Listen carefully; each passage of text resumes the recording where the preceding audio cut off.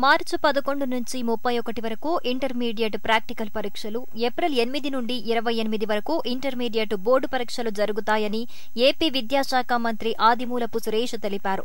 1456 సెంటర్లలో ఈ పరీక్షలు నిర్వహిస్తున్నారు. మొదటి సంవత్సరం 5,05,052 మంది విద్యార్థులు, రెండో సంవత్సరం 4,81,481 విద్యార్థులు ఇంటర్మీడియట్ పరీక్షలు రాయనున్నారు. మొత్తం 9,86,533 మంది విద్యార్థులు ఈ పరీక్షలు రాయనున్నారు. అలాగే 10వ తరగతి పరీక్షల తేదీలను మంత్రి ఆదిమూలపు సురేష్ విడుదల చేశారు.